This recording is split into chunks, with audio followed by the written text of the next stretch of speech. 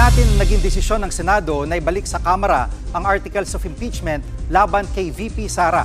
Tingin naman ng isang dating maestrado ng Korte Suprema, labag yan sa saligang batas. Nangunguna sa balita si Camille Samonte. I respectfully move the verified impeachment complaint against Vice President Sara Zimmerman Duterte be dismissed. Sinubukang ipabasura ni Senator Bato de la Rosa ang impeachment case laban kay Vice President Sara Duterte kahapon dahil minadali raw ito para maghiganti ang alas 6 ng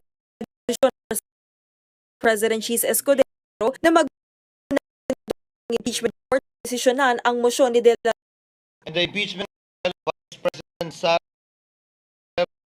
is hereby declared open and called to order.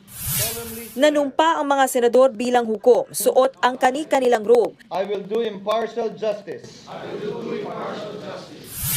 Pero hindi nag-robe sina Senator Cynthia Villar, Robin Padilla at Amy Marcos. Nagmosyon naman si Senator Alan Peter Cayetano para baguhin ang hiling ni De La Rosa. Imbis na ibasura, i-remand o ibalik na lang ang articles of impeachment sa Kamara. Kinontra yan ng mga taga-minorya. Remanding is a functional dismissal.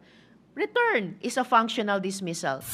Pero pinagbotohan pa rin yan. 18 senador ang bumoto pabor, habang 5 naman ang tumutol. Dahil dito, kansilado na ang presentasyon sana sa Senado ng articles of impeachment ngayong araw. Pero hindi ibig sabihin nito na ibinasura na ang impeachment case o wala nang mangyayaring paglilitis. 2 bagay ang hinihingi ng Senado sa Kamara. Una, isang certification na wala silang nilabag sa konstitusyon, partikular ang 1-year ban. Sa ilalim ng saligang batas, hindi pwedeng higit sa isang impeachment proceedings ang isagawa laban sa parehong opisyal sa loob ng 1 taon. Dapat ding ipahayag ng susunod na Kongreso na payag silang ituloy ang impeachment complaint.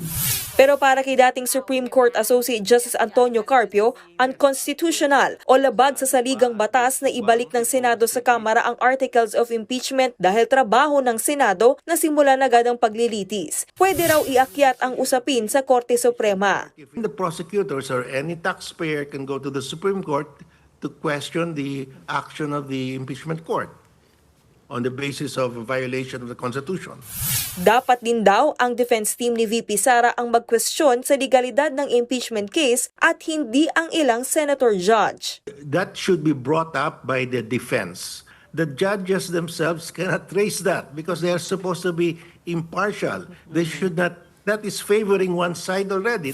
Camille Samonte, News 5. Mga kapatid, Jiggy Manikad po, iba na ang may alam at may pakialam sa panahon ngayon. Para sa konkreto, kumpleto at komprehensibong balitaan sa Frontline, mag-follow at mag-subscribe sa social media pages ng News 5.